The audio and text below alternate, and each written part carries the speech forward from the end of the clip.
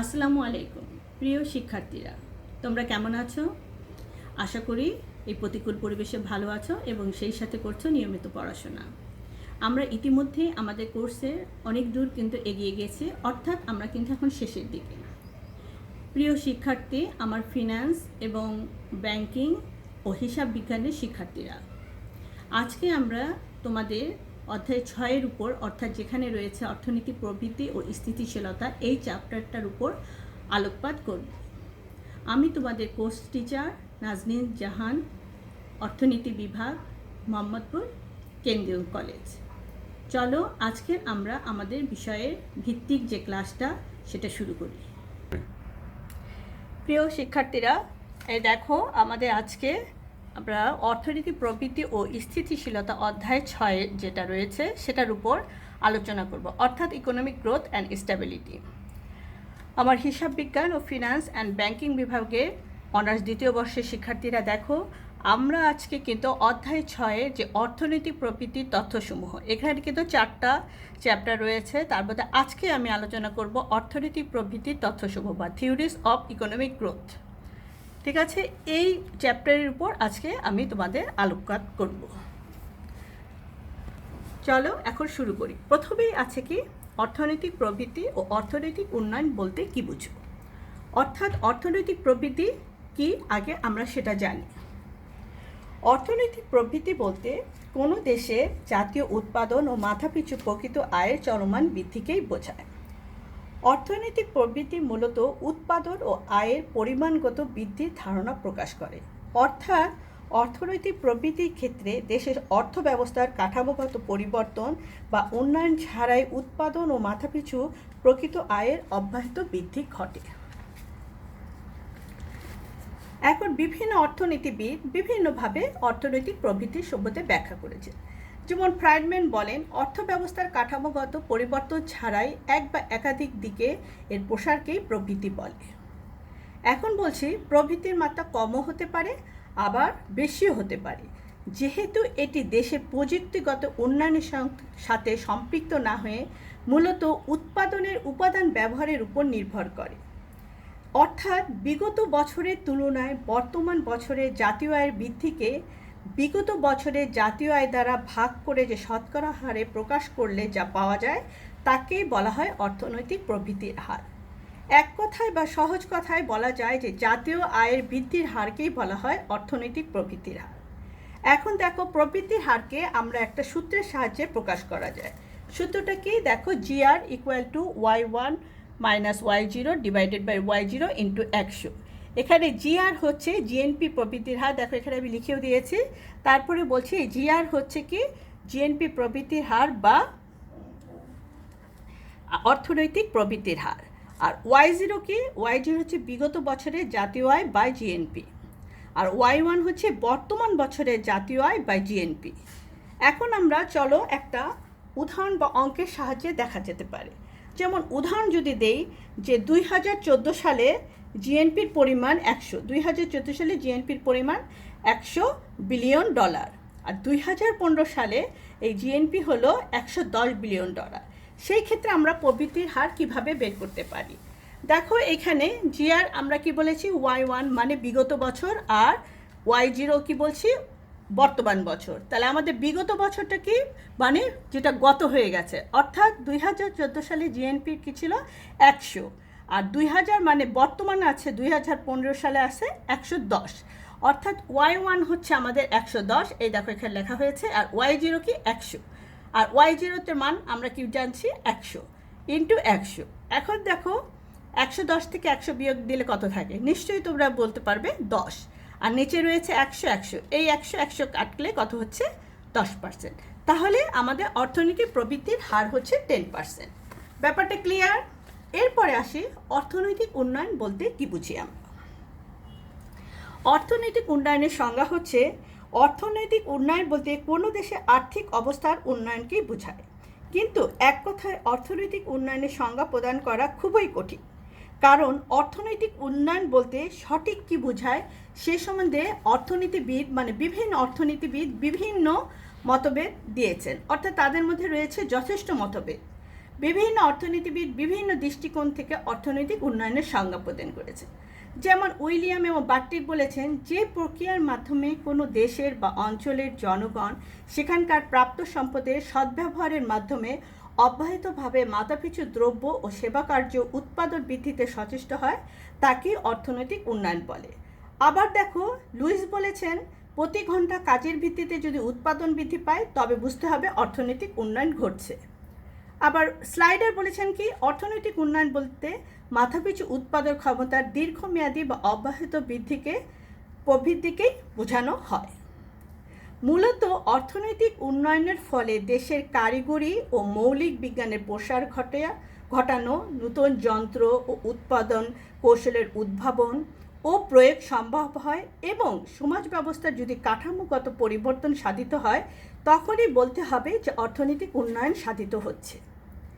সুতরাং অর্থনৈতিক উন্নয়ন এমন একটি প্রক্রিয়া যার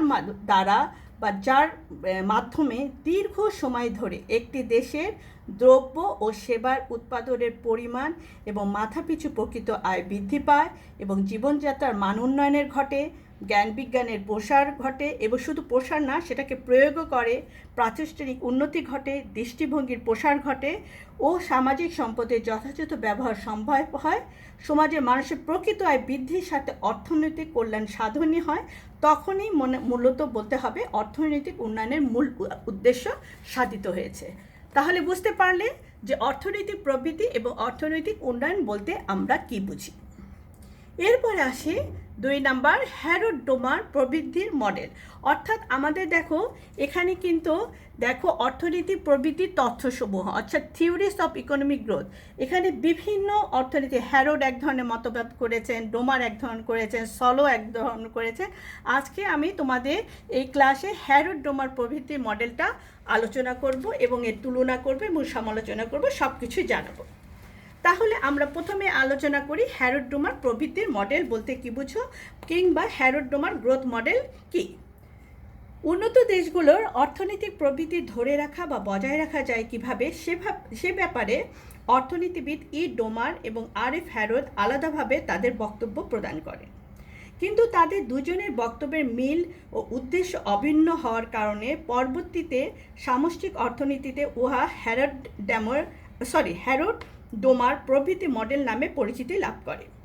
সামষ্টিক অর্থনীতিতে বিশ্লেষণে আমরা যখন সামষ্টিক অর্থনীতি বিশ্লেষণ করবো, যে এই যে আলোচনা করছি, তখন হ্যারোড ডোমার মডেল গুরুত্বপূর্ণ স্থান দখল করে আছে। যেগুলো ওই যে আমি আবারও বললাম, বিভিন্ন মডেল রয়েছে, হ্যারোডের মডেল হচ্ছে, ডোমার আছে, সলো মডেল আছে, বিভিন্ন মডেল আছে। তার মধ্যে হ্যারোড ডোমার মডেল হচ্ছে সবচেয়ে গুরুত্বপূর্ণ স্থান দখল করে আছে। এখন হ্যারোড ডোমার মডেলের মূল বক্তব্যটা আসলে কি? হ্যারোড ডোমার মডেলটি আসলে মূলত উন্নত দেশের প্রেক্ষাপটে রচিত হয়েছে, অর্থাৎ উন্নত বিশ্বের প্রেক্ষাপটে এটাকে আলোকপাত করা হয়েছে। উন্নত দেশগুলোর মূল সমস্যা অর্থনৈতিক প্রবৃদ্ধি অর্জন করা না, বরং অর্জিত প্রবৃদ্ধিকে ধরে রাখা। কারণ উন্নত দেশগুলোতে অর্থনৈতিক প্রবৃদ্ধি পূর্বেই কি অর্জিত হয়ে গেছে, সেই প্রবৃদ্ধিটাকে বজায় রাখতে হবে কিভাবে, সেটাই হচ্ছে হ্যারোড ডোমারের মূল বক্তব্য। কাজে অর্থনীতিতে কিভাবে পুনর্নিয়োগ স্তরের সাথে সম্পর্কিত প্রবৃদ্ধি বজায় রাখা যায়, এটাই আসলে হ্যারোড ডোমার মডেলের মূল লক্ষ্য। পূর্ণ নিয়োগ স্তরে ভারসাম্য প্রবৃদ্ধির স্তরে স্বাভাবিক বেকারত্বের চেয়ে যদি অধিক বেকারত্ব যেমন থাকবে না, তেমনি সহনীয় মাত্রার চেয়েও অধিক মুদ্রাস্ফীতিও থাকবে না। অর্থাৎ অতিরিক্ত বেকারত্ব ও মুদ্রাস্ফীতিবিহীন একটি প্রবৃদ্ধির হার বজায় রাখার পক্ষে তারা তাদের বক্তব্যটাকে পেশ করেন বা উপস্থাপন করেন। এ ধরনের প্রবৃদ্ধির হার নামে স্টেডি গ্রোথ রেট বা গোল্ডেন পাথ অর্জনের জন্য অধ্যাপক হ্যারোড এবং ডোমার উভয়ই নিট বিনিয়োগ বাড়ানোর পক্ষে সুপারিশ করেছেন, যে নিট বিনিয়োগের পরিমাণ বাড়াতে হবে। অর্থাৎ নিট বিনিয়োগ এমনভাবে বাড়াতে হবে যেন অর্থনীতিতে পুনর্নিয়োগ স্তরে ভারসাম্য প্রবৃদ্ধির হার বা স্টেডি গ্রোথ অর্জিত হয়। এর ফলে অর্থনীতিতে অতিরিক্ত বেকারত্ব কিংবা অতিরিক্ত মুদ্রাস্ফীতি থাকবে না। মূলত হ্যারোড ডোমার মডেলতে কতগুলো অনুমিত শর্তের উপর প্রতিষ্ঠিত। অর্থাৎ এই যে কোনো মডেল, যে কোনো তথ্য, যে কোনো থিওরি কতগুলো ভিত্তির উপর নির্ভর করে কিন্তু আলোকপাত করা হয় বা কি গবেষণা করা হয় বা উপস্থাপন করা হয়, এইগুলোকেই বলা হচ্ছে কি অনুমিত শর্ত। এখন হ্যারড-ডোমার মডেলেও কতগুলো অনুমিত শর্তের উপর প্রতিষ্ঠিত। অনুমিত শর্তগুলো কি? যেমন বলা হয়েছে পূর্ণ নিয়োগ অবস্থা বিদ্যমান থাকবে, দাম স্তর ও সুদের হার স্থির থাকবে, অর্থনৈতিক কর্মকাণ্ডে কোনোরূপ সরকারি হস্তক্ষেপ থাকবে না, আমদানি রপ্তানিবিহীন একটি বদ্ধ অর্থনীতি বিবেচনা করতে হবে, মূলধন উৎপাদন অনুপাত এবং মূলধন শ্রম অনুপাত স্থির থাকতে হবে, প্রান্তিক ভোগ প্রবণতা ও প্রান্তিক সঞ্চয় প্রবণতা স্থির থাকবে, প্রকৃত সঞ্চয় ও প্রকৃত বিনিয়োগ পরস্পর সমান হবে, উন্নত অর্থনীতি বিবেচ্য।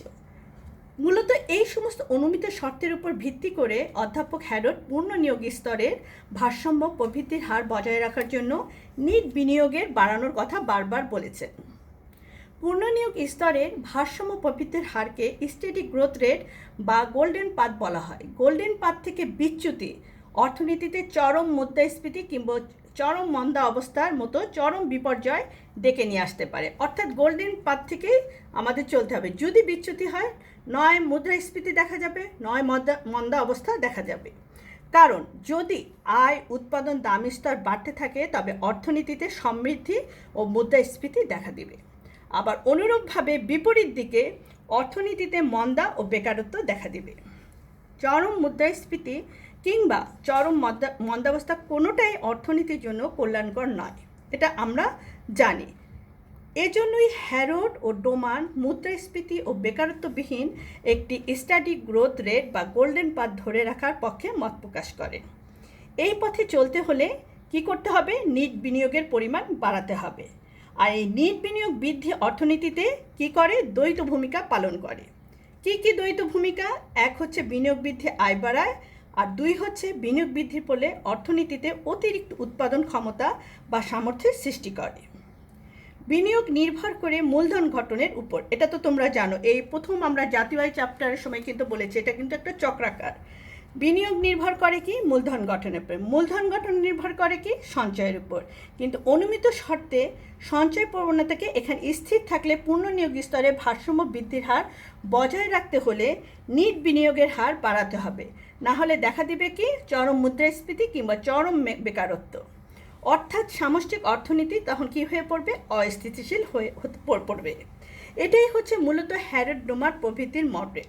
এখন হ্যারডের বক্তব্য আবার যে মূল বক্তব্য সেখানে বলেছেন যে আমরা আগেই বলেছি যে হ্যারড কি বলেছেন, উন্নত দেশে পূর্ণ নিয়োগ স্তরের ভারসাম্য প্রবৃদ্ধির হার কীভাবে বজায় রাখা যায় সেই ব্যাপারে তিনি বলেছেন। তিনি তিন ধরনের প্রবৃদ্ধির হারের কথা বলেছেন। একটা হচ্ছে প্রকৃত প্রবৃদ্ধির হার বা অ্যাকচুয়াল গ্রোথ রেট, অভীষ্ট বা কাম্য প্রবৃদ্ধির হার বা ওয়ারেন্টেড গ্রোথ রেট, আর স্বাভাবিক প্রবৃদ্ধির হার বা ন্যাচারাল গ্রোথ রেট। এই তিন প্রবৃদ্ধির হারের উপর ভিত্তি করে তিনি তার বক্তব্য পেশ করেছেন। আর ডোমার কি করেছেন? হ্যারড ডোমালের সাথে সংগতিপূর্ণ বর্ণিত যে দুইটা মৌলিক গুরুত্ব পায়, তা হলো গড় বা প্রান্তিক সঞ্চয় প্রবণতা এবং নতুন সৃষ্টি মূলধনের উৎপাদক শক্তি। এক্ষেত্রে বিশেষভাবে উল্লেখ্য যে ডোমারের বর্ণনাতেও মূলধন গঠন বা নিট বিনিয়োগের দ্বৈত ভূমিকার কথা বলা হয়েছে। তাহলে উনি বলেছেন প্রথমত মূলধন গঠনের মাধ্যমে আয় বৃদ্ধি পায়, আর দ্বিতীয় ভূমিকা হলো অর্থনীতিতে অতিরিক্ত উৎপাদন ক্ষমতা বা সামর্থ্য সৃষ্টি করা। এভাবেই হ্যারড ডোমালের মূল বক্তব্য আমরা পেয়ে থাকি। এরপরে আসি কি এই মডেলটার সমালোচনা বা হ্যারড ডোমার মডেলের আমরা সমালোচনা কি? হ্যারড ডোমার মডেলের সমালোচনাগুলো হচ্ছে, হ্যারড ডোমার মডেলে সঞ্চয় প্রবণতাকে অপরিবর্তিত ধরা হয়েছে। সঞ্চয়কে অতিরিক্ত আয়ের উপর নির্ভরশীল ধরে হ্যারড ডোমার তাদের মডেল প্রদান করেন। তারপর আমদানি রপ্তানিবিহীন বদ্ধ অর্থনীতি বিবেচনা করা হয়েছে। তার উৎপাদন কৌশলকে স্থির ধরা হয়েছে। দাম স্তরের পরিবর্তন একটি স্বাভাবিক ঘটনা, যে দাম স্তরের পরিবর্তন সামষ্টিকতে ভারসাম্যের পরিবর্তন ঘটায়, কিন্তু তারা দাম স্তরের পরিবর্তনের ফলাফল ব্যাখ্যা করা হয়নি। তারপর ক্ষুদ্ধার প্রান্ত সমস্যা সমাধান করে কিভাবে একটি সবল স্থিতিশীল ভারসাম্য প্রভৃতি বজায় রাখা যাবে সে ব্যাপারে এইচডি মডেলের কোনো সুপারিশ নেই। এরকম আমরা আসলে মূলত হ্যারড ডোমারের যে যতগুলো অনুমিত শর্ত রয়েছে তার বিপরীত কথাগুলোই হচ্ছে মূলত সমালোচনা। মানে যেগুলোকে ধরা হয়েছে তার বিপরীত কথা, যেমন মূলধন উৎপাদন অনুপাত ও সুদের হার স্থির থাকা সম্পর্কে অনুমতি বাস্তবসম্মত নয়। আবার অতিমাত্রায় মূলধন নির্ভর হিসাবে চিহ্নিত করেছেন, কিন্তু মূলধন ছাড়া অর্থনীতিতে আরও অনেক উপাদান রয়েছে, যেমন প্রশাসন, আর্থসামাজিক অবকাঠামো, শ্রম শক্তি, ব্যবস্থাপনা, সেগুলো অর্থনীতি প্রবৃদ্ধিকে কিন্তু প্রভাবিত করে, এটা আমরা জানি, যেটা নাকি এই মডেলে অবজ্ঞা করা হয়েছে। এরপরে আসি হ্যারোড ডোবার মডেলের তুলনা কি। তুলনা বলতে আমরা মিল এবং অমিল দুটাই বর্ণনা হবে। উভয় মডেলে উন্নত দেশে পূর্ণ নিয়োগ অবস্থা বিরাজ করে বলে অনুমান করা হয়েছে এবং উন্নত দেশগুলোতে পূর্ণ নিয়োগজনিত ভারসাম্য প্রবৃদ্ধির হার বজায় রাখতে চায় বলে উভয় মডেলেই বলা হয়েছে। এটাই হচ্ছে দুই মডেলের আমি মিলগুলো বলছি। উভয় মডেলে প্রায় একই ধরনের অনুমিত শর্ত ধরা হয়েছে। মূলধন গঠন এবং সঞ্চয় প্রবণতার উপর উভয় মডেলে অত্যাধিক জোর দেওয়া হয়েছে। হ্যারোড ও ডোবার দুজনেই নিট বিনিয়োগ বাড়ানোর সুপারিশ করেছেন এবং উভয়ের মতে নিট বিনিয়োগ অর্থনীতিতে দ্বৈত ভূমিকা পালন করে। উভয় মডেলে প্রবৃদ্ধি সংক্রান্ত গতিশীল অর্থনীতির কথা বলা হচ্ছে। আর অমিল বা পার্থক্যগুলো হচ্ছে কি, হ্যারোড শুধুমাত্র পরিচিত বিনিয়োগকে বিবেচনা করেছে, কিন্তু ডোবার স্বয়ংভূত এবং পরিচিত উভয় ধরনের বিনিয়োগ বিবেচনা করেছে। হ্যারোড মডেলে অর্থনৈতিক প্রবৃদ্ধি অর্জনে উদ্যোক্তার উদ্ভাবনী ভূমিকার কথা সুস্পষ্ট করে বলা হয়েছে, কিন্তু ডোবার এই ভূমিকার কথা কিছুই বলেননি। হ্যারোড মডেলে তিন ধরনের প্রবৃদ্ধির কথা বলা হয়েছে, একটু আগে বললাম, প্রকৃত প্রবৃদ্ধির হার, অবিষ্ট প্রবৃদ্ধির হার এবং স্বাভাবিক প্রবৃদ্ধির হার। আর পক্ষান্তরে ডোবার কী করেছেন, একটিমাত্র প্রবৃদ্ধির হার হিসাবে কি আলফা সিগমাকে বিবেচনা করা হয়েছে। হ্যারোড মডেলে প্রবৃদ্ধিকে বাণিজ্য চক্রের সাথে সম্পর্কযুক্ত বলা হয়েছে, কিন্তু ডোবার বাণিজ্য চক্রে কোনো সুনির্দিষ্ট স্থান নাই। এখন আমরা বলতে পারি যে দুটো মডেলের মধ্যে কোন মডেলটি বেশি উন্নত। হ্যারোডের প্রবৃদ্ধি মডেলে সামষ্টিক চলকসমূহের মধ্যে কার্যকরণগত সম্পর্ক সুস্পষ্ট এবং সুনির্দিষ্টভাবে ব্যাখ্যা করা হয়েছে, কিন্তু ডোবার মডেলে তুলনামূলকভাবে কিছুটা অস্পষ্ট। হ্যারোড মডেলে বিবেচ্য স্বাভাবিক প্রবৃদ্ধির হার এবং অভীষ্ট প্রবৃদ্ধির হার পরবর্তীতে নীতি নির্ধারকদের কাছে অনেক বেশি গ্রহণযোগ্যতা পেয়েছে, কিন্তু ডোবার মডেলে নীতি নির্ধারকদের জন্য তেমন কোনো নীতি নির্ধারণী বক্তব্য নেই। হ্যারোড মডেলে অভীষ্ট বা কাম্য প্রবৃদ্ধির হার বর্ণিত প্রবৃদ্ধির হারের চেয়ে অনেক বেশি বিস্তৃত ও প্রসারিত ধারণা দিতে সক্ষম। হ্যারোড মডেলে পূর্ণ নিয়োগজনিত ভারসাম্য প্রবৃদ্ধির পথ বা গোল্ডেন পাথ থেকে বিচ্যুতির পরিমাণ বা ফলাফল সুন্দরভাবে বা সুস্পষ্টভাবে ব্যাখ্যা করা হয়েছে, কিন্তু ডোবার এরকম বিস্তারিতভাবে কোনো ব্যাখ্যা পাওয়া যায় না। এখন আমরা হ্যারোড ডোবার দুটা আলোচনার পরিপ্রেক্ষিতে আমরা বলতে পারি যে কোন মডেলটি বেশি উন্নত। সার্বিক বিচারে ডোবারে বর্ণিত প্রবৃদ্ধি মডেলের তুলনায় হ্যারোডের প্রবৃদ্ধি মডেলটি অনেক বেশি বাস্তবসম্মত, বিস্তৃত এবং গ্রহণযোগ্য। তাহলে আমরা দেখো হ্যারোড ডোবার প্রবৃদ্ধির মডেলটা জানলাম, হ্যারোডের মূল বক্তব্য কী, ডোবারের মূল বক্তব্য কী, এর সমালোচনা কী, হ্যারোড ডোবার মডেলের মধ্যে তুলনা মানে মিল কোনটা অমিল কোনটা জানলাম, এবং এই দুইটা মডেলের মধ্যে কে বেশি বেটার। এরপরে আসি উন্নয়নশীল দেশে হ্যারোড ডোবার মডেলের প্রয়োগযোগ্যতা। উন্নয়নশীল দেশে হ্যারোড ডোবার মডেলের প্রয়োগযোগ্যতা কি? হ্যারোড ডোবার মূলত উন্নত এবং পুঁজিবাদী অর্থনীতির প্রেক্ষাপটে প্রবর্তন করা হয়, বারবার বলা হচ্ছে। এখানে বলা হয়েছে যে উন্নয়নশীল দেশে হ্যারোড ডোবার মডেলের প্রয়োগযোগ্যতা কীরূপ হবে। যে কোনো অনুন্নত বা উন্নয়নশীল দেশে অর্থনৈতিক উন্নয়নের জন্য কিংবা পূর্ণ নিয়োগ অর্জনের জন্য অর্থনৈতিক কর্মকাণ্ডে সরকারের অংশগ্রহণ অনিবার্য, কারণ সরকারের অংশগ্রহণ ছাড়া এত ব্যাপক অর্থনৈতিক উন্নয়ন সম্ভব নয়। অথচ হ্যারোড ডোবার মডেলে সরকারের হস্তক্ষেপের বিরোধিতা করা হয়েছে। এই জন্য অনুন্নত বা উন্নয়নশীল দেশের প্রেক্ষিতে হ্যারোড ডোবার মডেলটি বাস্তবসম্মত নয়। বেশিরভাগ উন্নয়নশীল দেশে স্ট্যাগফ্লেশন পরিস্থিতি বিরাজমান, অর্থাৎ একদিকে চরম মুদ্রাস্ফীতি প্রবণতা রয়েছে আর অন্যদিকে বেকারত্বের হারও অনেক বেশি। এরূপ দ্বিমুখী সমস্যা সমাধানের জন্য হ্যারোড ডোবার মডেলে কোনো বক্তব্য পাওয়া যায় না। উন্নত দেশগুলোতে বিনিয়োগ বৃদ্ধি অব্যাহত রাখার জন্য পর্যাপ্ত পরিমাণ মূলধন রয়েছে, কিন্তু অনুন্নত দেশের জনগণের সঞ্চয় প্রবণতা খুবই কম, এর জন্য মূলধন গঠনও কম, তাই বিনিয়োগ বৃদ্ধি অব্যাহত রাখা সম্ভব হয় না। হ্যারড ডোমার মডেলে পূর্ণ নিয়োগ ধরে রাখার ব্যাপারে ব্যাপক বক্তব্য রাখা হয়েছে, কিন্তু বেশিরভাগ অনুন্নত দেশের মূল সমস্যা কিন্তু পূর্ণ নিয়োগ ধরে রাখা নয়, বরং পূর্ণ নিয়োগ অর্জন করা। কিভাবে পূর্ণ নিয়োগ অর্জন করা যায় সেই প্রক্রিয়ায় হ্যারড ডোমার মডেলটি বলা হয়নি। বারবার বলা হচ্ছে যে হ্যারড ডোমার মডেলটি আসলে উন্নত এবং ইস্টাবলিশ দেশের পরিপ্রেক্ষিতে বর্ণিত, কিন্তু উন্নয়নশীল দেশের কথা এখানে কিন্তু নাই। এই জন্যই বলা হচ্ছে যে অনুন্নত বা উন্নয়নশীল দেশের বাস্তব সমস্যা এবং অর্থনৈতিক অবকাঠামোর আলোকে হ্যারড ডোমার মডেলটি গ্রহণযোগ্য নয়। এরপরে আসি কি ক্ষুরধার বা ছুরিধার প্রান্ত সমস্যা। ছুরিধার বা ক্ষুরধার প্রান্ত সমস্যা বলতে কি বুঝি? ছুরির প্রান্তভাগ অত্যন্ত সরু ও ধারালো থাকে, এর উপরে যদি কোনো বস্তু রাখি বা সামান্য নড়াচড়া বা ঝাঁকুনিতে স্থানচ্যুতি ঘটবে সেটা আমরা জানি। এরূপ নড়বড়ে ভারসাম্য অবস্থাকে ছুরিধার প্রান্তভাগে সমস্যা বলা হয়ে থাকে। অধ্যাপক হ্যারড তার প্রবৃদ্ধি মডেলে পূর্ণ নিয়োগজনিত ভারসাম্য প্রবৃদ্ধির পথ বা গোল্ডেন পাথ অর্জনের ব্যাপারে যে বক্তব্য রাখেন সেই ভারসাম্য অত্যন্ত ঝুঁকিপূর্ণ, কারণ পরিবর্তনশীল অর্থনীতিতে যে কোনো উপকরণের পরিবর্তনে অর্থনীতিতে ভারসাম্য অবস্থা থেকে সরে গেলে চরম মুদ্রাস্ফীতি কিংবা চরম মন্দা অবস্থা দেখা দিতে পারে। তাই হ্যারড বর্ণিত ভারসাম্য অবস্থাকে নাইফ এজ প্রবলেমের সঙ্গে তুলনা করা হয় বা ছুরিধার বা ক্ষুরিধার প্রান্ত সমস্যার সঙ্গে তুলনা করা হয়।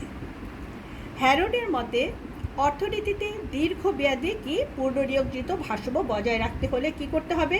প্রকৃত প্রবৃদ্ধির হার এবং প্রত্যাশিত প্রবৃদ্ধির হার অর্থাৎ অ্যাকচুয়াল গ্রোথ রেট এবং পটেনশিয়াল গ্রোথ রেটের পরস্পর সমান হতে হবে। অর্থাৎ আমরা কি প্রকৃত প্রবৃদ্ধির হারকে জিএ এবং প্রত্যাশিত প্রবৃদ্ধির হারকে জিডাব্লিউ দ্বারা অভিহিত করা হয়, অর্থাৎ জিএ ইকুয়াল টু জিডাব্লিউ হবে। কিন্তু সামষ্টিক চলকসমূহের যে কোনো একটি পরিবর্তনে জিএ বা জিডাব্লিউ অর্থাৎ প্রকৃত প্রবৃদ্ধির হার এবং প্রত্যাশিত প্রবৃদ্ধির হারের মধ্যে সর্বদা সমতা নাও থাকতে পারে। সামষ্টিক চলকসমূহের অনুকূলে পরিবর্তনের মাধ্যমে অনেক সময় জিএ গ্রেটার দেন জিডাব্লিউ হতে পারে যখন নাকি চরম মুদ্রাস্ফীতি দেখা দিবে। আবার প্রতিকূল কোনো পরিস্থিতিতে জিএ লেস দেন জিডাব্লিউ হলে চরম মন্দা অবস্থার উদ্ভব হতে পারে। সহজ কথায় জিডাব্লিউ হতে জিএ সামান্য বেশি কিংবা কম হলে মুদ্রাস্ফীতি কিংবা মন্দা দেখা দেবে, সেটা আমরা কিন্তু জানি। অর্থনীতিতে আবার পূর্ণ নিয়োগজনিত ভারসাম্য জিএ সামান্য অর্থনীতিতে যদি পূর্ণ নিয়োগজনিত ভারসাম্য পথ থেকে যদি সরে যায় না যাবেই। তাই হ্যারড বর্ণিত পূর্ণ নিয়োগজনিত ভারসাম্য হচ্ছে মূলত ছুরিকার প্রান্তভাগে অবস্থিত এমন একটি ভারসাম্য যা সামান্য নড়াচড়াতেই বিঘ্নিত হতে পারে বা সরে আসতে পারে। এজন্য হ্যারডের এই ভারসাম্যকে ছুরিকার প্রান্ত সমস্যা হিসাবে আখ্যায়িত করা হয়। হ্যারড স্বাভাবিক প্রবৃদ্ধির হারের ব্যাপারে মন্তব্য করতে গিয়ে বলেন, দীর্ঘমেয়াদে পূর্ণ নিয়োগজিত ভারসাম্য প্রবৃদ্ধি বজায় থাকবে যদি প্রকৃত প্রবৃদ্ধির হার, প্রত্যাশিত প্রবৃদ্ধির হার এবং স্বাভাবিক প্রবৃদ্ধির হার পরস্পর সমান হয়, অর্থাৎ GA equal to GW equal to GN হতে হবে। কিন্তু এই অবস্থাটি ঝুঁকিপূর্ণ এবং নড়বড়ে সেটা আমরা জানি, কারণ অর্থনীতিতে এক বা একাধিক কারণে জিডাব্লিউ কিংবা জিএন এর মধ্যে অসমানতা দেখা দিতে পারে। আবার জিএন গ্রেটার দেন জিডাব্লিউ হলে তখন কি দেখায়? চরম মুদ্রাস্ফীতি, যা আমরা পূর্বেই বলেছি। আবার এমনও হতে পারে যে জিএন লেস দেন জিডাব্লিউ হলে তখন কি হবে? আবার চরম মন্দা অবস্থায়। কাজেই হ্যারড বর্ণিত পূর্ণ নিয়োগজনিত ভারসাম্যে আমাদের কি বলেছেন যে GA equal to GW equal to GN অবস্থাকে ছুরিকার প্রান্তভাগের সমস্যার সঙ্গে তুলনা করা যায়। এখন জিডাব্লিউ এবং জিএ এর মধ্যে অসমতা দেখা দিলে সামষ্টিক অর্থনীতিতে যে অস্থিতিশীল পরিস্থিতির সৃষ্টি হয় তা আসো আমরা একটা চিত্রের সাহায্যে ব্যাখ্যা করি। এটা হচ্ছে ছুরিধার বা ছুরিকার প্রান্ত সমস্যা একটা ছবি। চিত্র অনুযায়ী দেখো ও এন রশ্মি, খেয়াল করো চিত্রে কি আছে? ও এর রশ্মি ক্ষুদ্রার প্রবৃদ্ধির পথ নির্দেশ করছে। এই ও এন রশ্মিটাকে কি হচ্ছে, ক্ষুদ্রার প্রবৃদ্ধির পথ নির্দেশ করে। কিন্তু এইচ বিন্দু পর, ধরো এই যে এইচ, এটা ও এন রশ্মি এতদূর পর্যন্ত ও এইচ এর পরে যদি ও এর পথে না যেয়ে এইচ এর পথে কি বিচ্যুত হয়ে অগ্রসর হয়, তবে সেই অবস্থায় ভারসাম্যহীনতা দেখা দেবে। আবারও বলছি, আমাদের রশ্মিটা কি বললাম, ও এন, ও এইচ পর্যন্ত যে ও এনের দিকে না যে এইচ আর এই পথে যদি গমন করে, সেক্ষেত্রে কি হবে, ভারসাম্যহীনতা দেখা দেবে। তাকে বলা হচ্ছে কি আমাদের এই যে ছুরিধার বা ছুরিধার প্রান্ত সমস্যা বা ডায়াইজেস বা প্রবলেম। এখন যদি এইচ আর পথে অর্থনীতি যদি অগ্রসর হয়, যেমন আমি আবার বলছি, এই পথে না দিয়ে যদি এই পথে অগ্রসর হয়, তাহলে কি হবে, জি ডাব্লিউ, এই দেখো এখানে জি ডাব্লিউ, এখন G W greater than GN হবে। এখানে আমরা যদি এই পথে অগ্রসর না হয়ে এই পথে অগ্রসর হয়, তাহলে G W greater than GN হবে। ঠিক আছে, এখন এতে অর্থনীতিতে কি হবে, ক্রমাগত মন্দা অবস্থার সৃষ্টি হবে। আবার অর্থনীতি যদি এইচ কিউ পথে এই পথে যদি না যায়, এইচ আর না হয়ে এই পথে অগ্রসর, এইচ আমরা কি বলেছি, এটা হচ্ছে সোজা পথ ওয়ে। এখন বললাম কি একটু আগে যে এই পথে অগ্রসর না হয়ে এইচ আর, সেক্ষেত্রে কী হবে, G W greater than GN. এখন এইচ আর পথে না করে যদি এই পথে অগ্রসর হয়, অর্থাৎ এইচ কিউ পথে অগ্রসর হয়, তাহলে সেই ক্ষেত্রে হবে কি, G W less than GN, অর্থাৎ G W less than GN. ঠিক আছে, বুঝতে পেরেছো? যদি এই পথে অগ্রসর হয়, তখন সেই ক্ষেত্রে G W greater than GN হবে। আর যদি এই পথে অগ্রসর হয়, তাহলে সেই ক্ষেত্রে কি হবে, জি ডাব্লিউ লেস দেন জিএন। এক্ষেত্রে কি দেখা দিবে, ক্রমাগত মুদ্রাস্ফীতি দেখা দিবে। অর্থাৎ ওএন পথ থেকে যদি অর্থনীতি বিচ্যুত হয়, যে অব্যাহত মন্দা বা মুদ্রাস্ফীতি দেখা দেবে, তাকেই বলা হয় ছুরির প্রান্তভাগের সমস্যা। তাহলে বুঝতে পেরেছ, ওএন হচ্ছে আমাদের ক্ষুদ্র প্রবৃত্তির হাত নেয়। এই পথে যদি অগ্রসর না হয়ে এখানে হয়, তাহলে মন্দা, আর এখানে দেখা দিলে মুদ্রাস্ফীতি দেখা দিবে। তাহলে বুঝতে পেরেছ। এরপরে আসি আমরা কি উন্নয়নশীল দেশসমূহে প্রবৃদ্ধির গতিধারা আর উন্নয়নের বিকল্প মডেল সমূহ।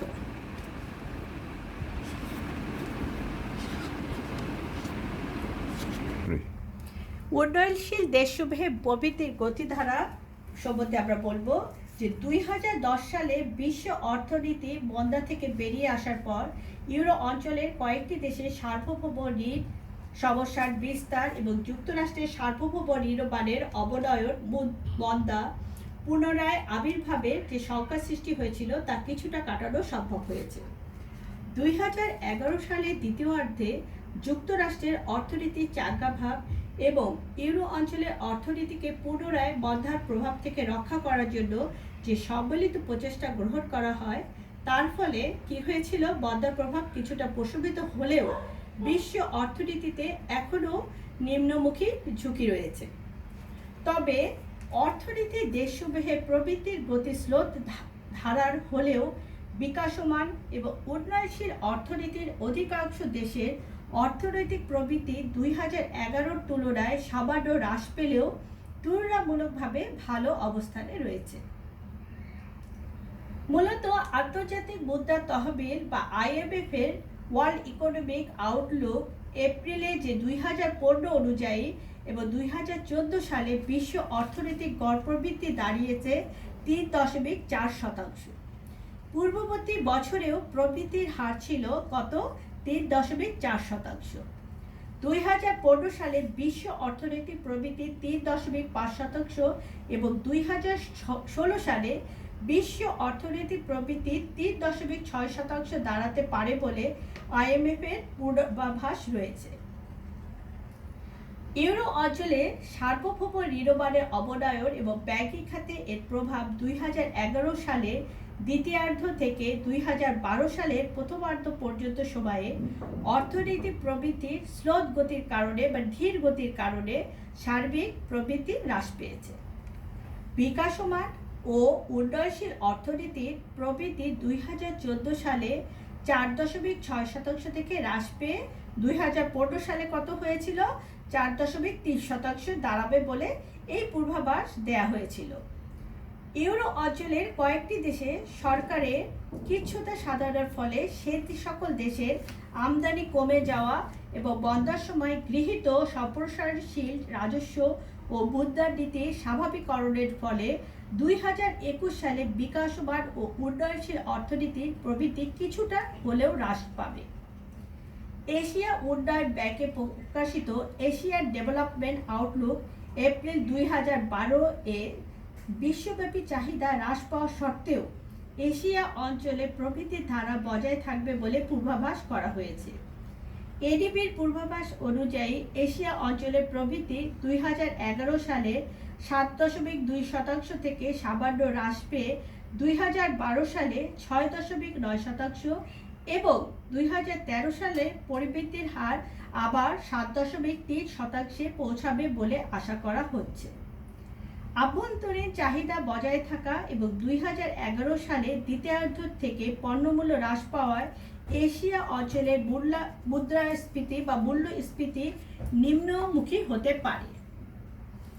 বিকাশমান ও উন্নয়নশীল এশিয়া অর্থনীতির প্রবৃদ্ধি 2014 সালে 6.8% থেকে কিছুটা হ্রাস পেয়ে 2015 সালে 6.6% এবং 2016 সালে 6.4% দাঁড়াতে পারে। 2015 সালে চীনের প্রবৃদ্ধি 6.8% এবং 2016 সালে 6.3% দাঁড়াতে পারে। ভারতের প্রবৃদ্ধি 2015 এবং 2016 সালে 7.5% থাকবে বলে পূর্বাভাস করা হচ্ছে। সার্বিকভাবে ইউরো অঞ্চলের সমস্যা থেকে উত্তরণের গৃহীত কার্যক্রমের সফলতা, উন্নয়নশীল এবং বিকাশমান অর্থনীতির দেশসমূহের আভ্যন্তরীণ চাহিদা বজায় রাখার পাশাপাশিও পুঁজির আন্তঃপ্রবাহ অব্যাহত থাকা এবং জ্বালানি তেলের মূল্য পরিস্থিতির উপর বিশ্ব অর্থনীতির পুনরুদ্ধারের কি করছে গতি নির্ভর করছে। আসলে আমি অঞ্চলভিত্তিক প্রবৃদ্ধি গতি এই যে ডাটাগুলো তোমাদের বর্ণনা করলাম, আমি এই ডাটার উপর যে ছকটা রয়েছে উন্নয়নশীল দেশের প্রবৃদ্ধি গতিধারার উপর যে ছকটা রয়েছে আমি তোমাদের মেসেঞ্জারে বা ছবি যখন দিব এই চ্যাপ্টারের উপর প্রশ্নগুলো সেই ছকটা দিয়ে দিব। এখানে দেখো প্রশ্নটা কি ছিল? উন্নয়নশীল দেশ। আমাদের দেশও কিন্তু বাংলাদেশও একটা উন্নয়নশীল দেশ। উন্নয়নশীল এখানে কি বলেছে? দেশসমূহ, বিভিন্ন দেশ। সেটা কি? যুক্তরাষ্ট্র হতে পারে, ইউরো অঞ্চল, জাপান, বিকাশ, তারপর বিভিন্ন চীন, ভারত। তার পরিপ্রেক্ষিতে আমি কিন্তু এই আলোচনা করলাম। তোমাদের প্রশ্নে আসতে পারে শুধুমাত্র বাংলাদেশের প্রেক্ষাতে প্রবৃদ্ধির গতিধারা কি হতে পারে। এটার প্রশ্নের এক ধরনের অ্যান্সার হবে, ওটার প্রশ্নের অ্যান্সার কিন্তু ভিন্ন হবে। দুটা ভিন্ন ছক। আমি তোমাদের মেসেঞ্জারে দুটা ছকই আলাদাভাবে পাঠিয়ে